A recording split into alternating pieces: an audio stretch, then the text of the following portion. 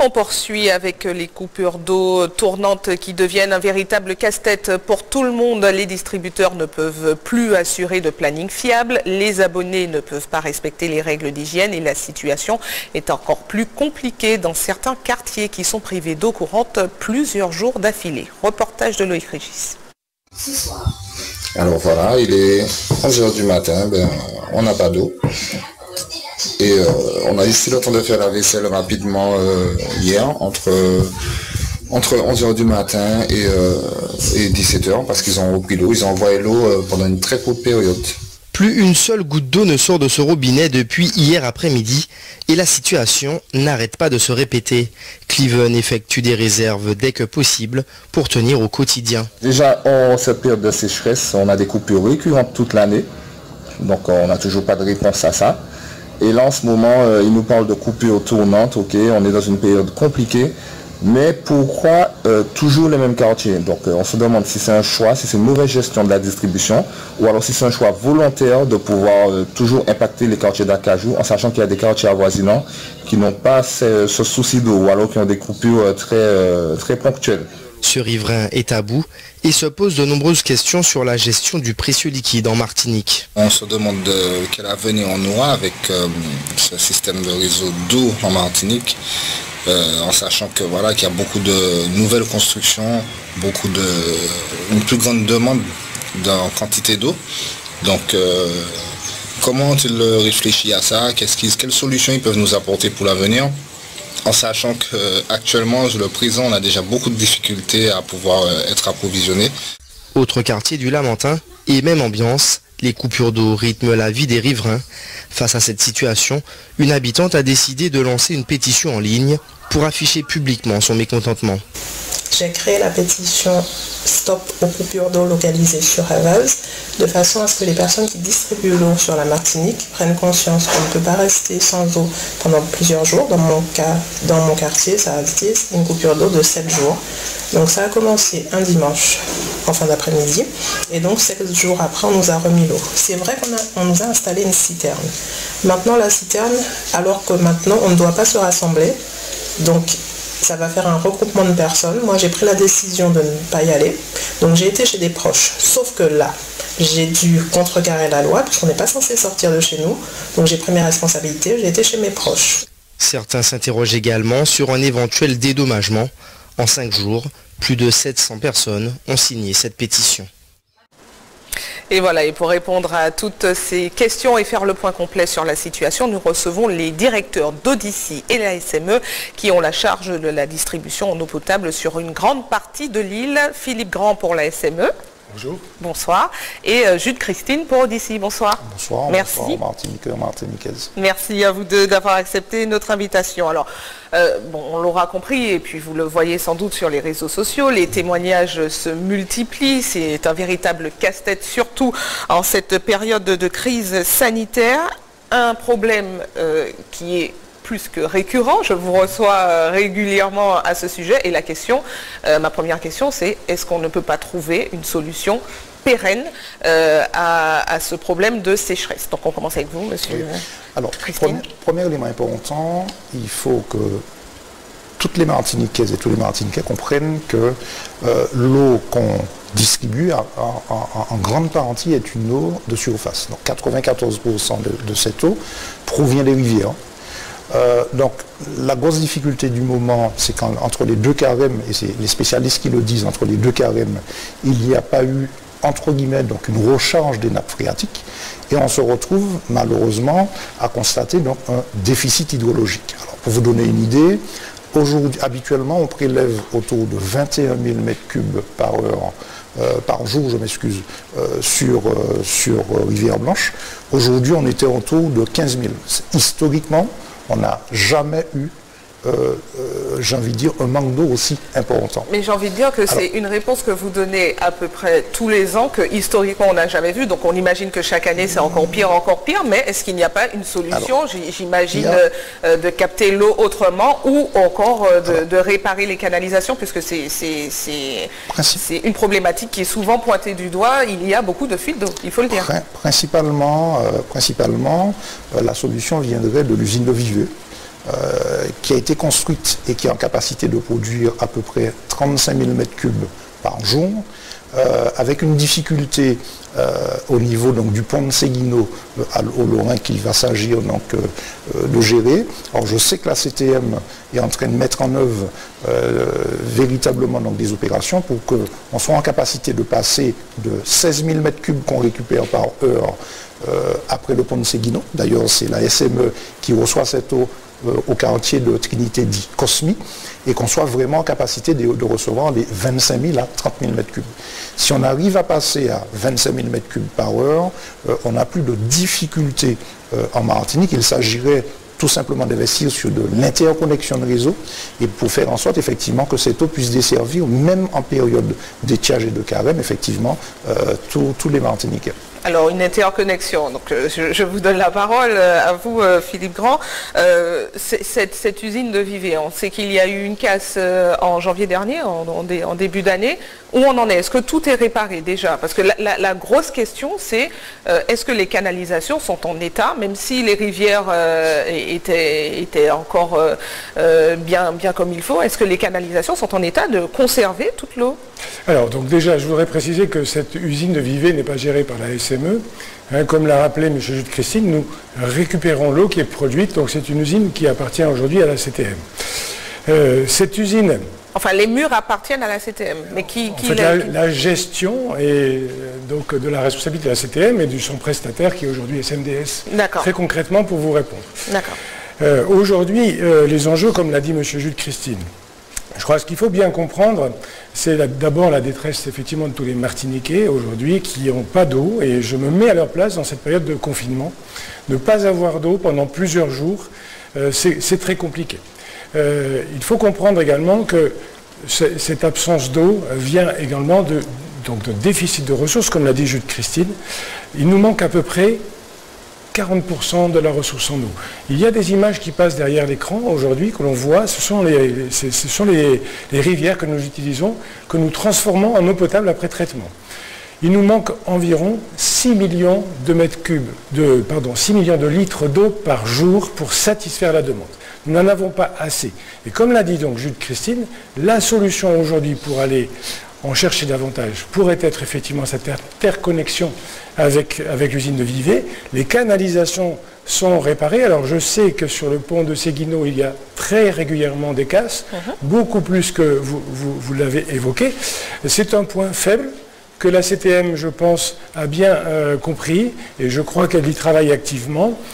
Pour faire comprendre aux usagers, il y avait une conduite avant de 80 cm de diamètre, donc c'est une grosse conduite qui permettait de faire passer 4 fois plus d'eau qu'aujourd'hui. Aujourd'hui, nous n'arrivons pas à mettre l'entraide, l'interconnexion entre le nord vers le sud. Le déficit que l'on constate sur le Lamentin... Qu'est-ce qui empêche qu'on n'arrive pas à faire cette connexion? Parce que comme c'est un problème qui est quand même récurrent... Tout à fait. Il est important d'expliquer donc, aux usagers qu'il y avait une conduite en 2009 qui a été emportée par une coulée de boue, une très très forte, je dirais... En 2009 En 2009, qui a emporté la grosse conduite de 800 mm.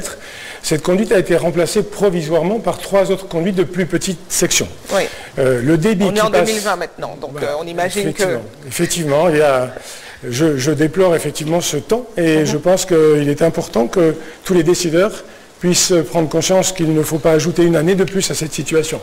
Donc faire passer 4 fois plus d'eau par le tuyau aujourd'hui qui est provisoire, et c'est une urgence, ça permettrait en tout cas de résoudre les problèmes de sécheresse, que ce soit au Lamentin, comme on l'a vu dans votre reportage, mais aussi sur le sud. Nous avons aujourd'hui une entraide complète, une interconnexion complète, on essaye de répartir au mieux la ressource. Cette ressource est rare, elle est insuffisante, je le rappelle, on n'a pas assez d'eau. On ne peut pas répondre à toute la demande. Donc c'est pour ça que nous avons mis en place des tours d'eau, pour que ce ne soit pas toujours les mêmes quartiers qui soient les concernés. Donc, on a vu un quartier... c'est les réactions que nous avons sur les réseaux sociaux. Il semblerait que le tour d'eau ne soit pas si équitable que ça, il semblerait qu'il y ait des quartiers où ce tour d'eau dure une journée, voire 2 jours, et puis il y a des quartiers qui sont privés d'eau pendant une semaine complète. Alors, on a des réactions sur les réseaux sociaux. On a d'ailleurs été interpellés à ce sujet.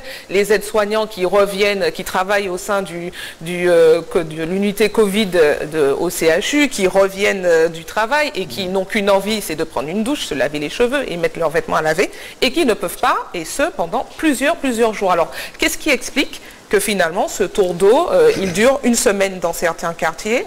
Je pense, enfin, la personne qui parlait de Basse-Gondo. Qu'est-ce qui explique que ça dure une semaine dans certains quartiers et une journée dans d'autres? Est-ce qu'il y a des réservoirs, des cuves qui sont moins... Alors, ce qui est important de comprendre... de moins bonne qualité que d'autres, c'est qu'on voit très fréquemment sur le Lamentin, les hauteurs, on parle de Basse-Gondo, de cette zone-là qui est fréquemment concernée.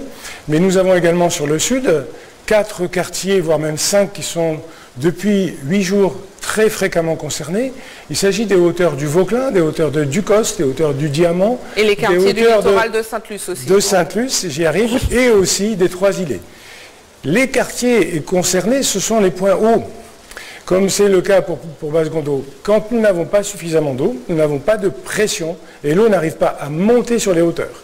Donc, les personnes qui sont situées sur le bas des communes ont plus facilement de l'eau.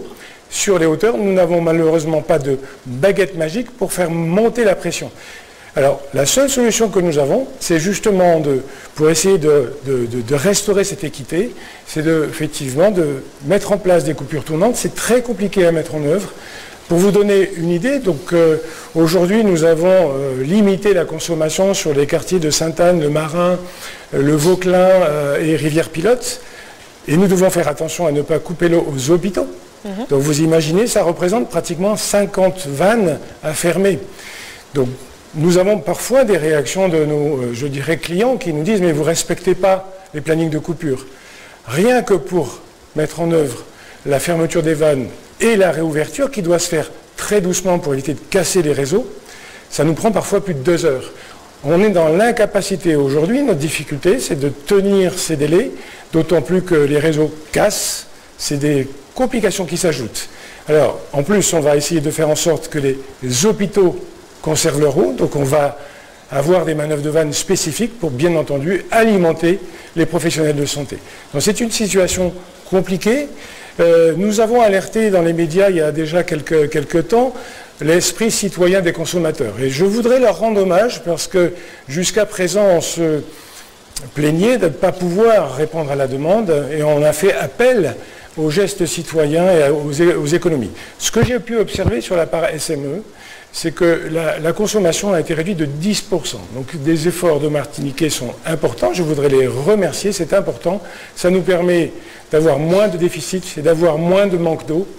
Mais malheureusement, les points hauts resteront toujours les premiers impactés. Et pour répondre à ça, c'est ce qui a été fait également sur Odyssey. On met des citernes, mais évidemment, ce n'est pas satisfaisant.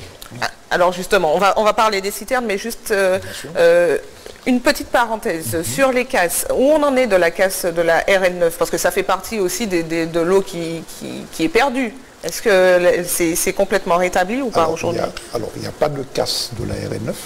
Il y a un dossier géré par la CTM, mais bon, j'aurais préféré que ce soit la CTM qui communique dessus, puisqu'il s'agit justement d'un affaissement de voies. Ce que je veux mais dire, un affaissement de voie, de mémoire, qui était provoqué par... vous voyez, dessus, il y a un contentieux, il y a des expertises. En tant que Martiniquais et toute la Martinique sait que dans cette zone, qu'il y a bien sûr des nappes phréatiques. Toute la Martinique sait que c'est une ancienne décharge, qui a des problématiques, j'ai envie de dire hydrologiques, notamment démontrées donc, dans plusieurs études du BRGM. Donc, par la suite, on sera en capacité donc, de nous expliquer. Alors, je referme cette parenthèse. On parle justement des citernes. On a vu qu'il y en a alors, dans les communes du Sud, au Lamentin également. Alors, qu'en est-il des mesures d'hygiène? Parce qu'à ce moment-là, tout le monde peut tourner le robinet. Enfin, les abonnés se posent la question, est-ce qu'on le robinet, à la fin de la journée, est-ce qu'il y en a, 20, 30 personnes qui l'ont touché? Est-ce que les mesures d'hygiène sont respectées? Visiblement non, pas vraiment. Il n'y a personne pour les désinfecter à chaque fois. Et l'élément important, c'est que c'est un dispositif mis en place par la ville du Lamentin, Odyssey et la CACEM. À côté des citernes, on a quand même mis à disposition du Lamentin 24 000 packs d'eau avec une distribution d'eau minérale. À côté de ça, on a donc 13 citernes de posées dont une posée pour les professions médicales, effectivement, donc sur le quartier Jeanne d'Arc. Donc on a essayé de trouver un système qui mérite d'être amélioré. C'est vrai qu'on rappelle avec des agents du Lamentin qui sont présents, on rappelle les gestes et postures à tenir donc, pour cette période donc, de Covid. En tous les cas, donc, c'est les retours que j'ai d'abonnés qui m'appellent. C'est bien sûr des retours d'insatisfaction parce que bien sûr ça ne remplace pas l'eau bien sûr qui est au robinet, mais c'est quand même des rapports, des retours de satisfaction quant à la disponibilité quand même d'une eau immédiate. Alors je veux juste revenir sur les points hauts du Lamentin, Basse-Gondo, Monde-Pavillon, en ce moment qui ont de l'eau. Donc on a réussi enfin, et ce que disait Philippe, c'est important, on a réussi enfin par les gestes citoyens qui sont respectés, ne pas prendre une douche de 15 minutes, faire sa vaisselle autrement, ne pas surstocker effectivement donc, de l'eau potable. Ces gestes citoyens-là ont permis de maintenir un niveau de pression et ont permis bien sûr d'alimenter en eau les carottiers.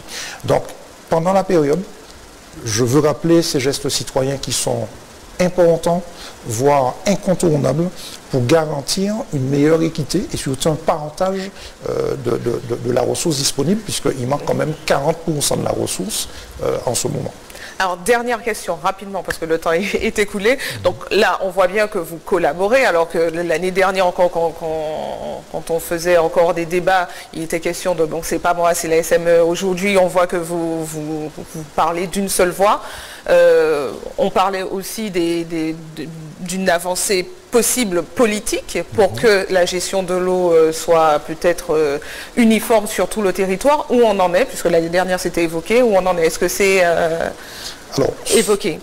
Très rapidement, les élus ont, avec Espace Sud Cap Nord et la CACEM, trouvé un protocole d'accord, ce qu'on appelle un protocole transactionnel pour régler une situation de 2016 à 2019. En ce moment, on a ce qu'on appelle une convention d'achat en gros d'eau signée avec la SME. Donc on est revenu à un fonctionnement normal. Et puis, les élus, bien sûr, ont demandé à leurs directeurs généraux de dimensionner une étude qui est en train d'être lancée avec l'objectif justement d'une réflexion soit sur une autorité unique, voire même un opérateur unique. C'est vraiment les éléments qui sont en cours. Très bien, merci. Merci à vous deux d'avoir répondu à nos questions. Et puis finalement, tout ce qu'on espère maintenant, c'est la pluie, sans doute. Il est vrai que ça va aider à rechercher voilà. les réserves. En tous les cas, si vous avez un secret, qu'on me dise. Ah non, désolé. Non, désolé. Merci à vous.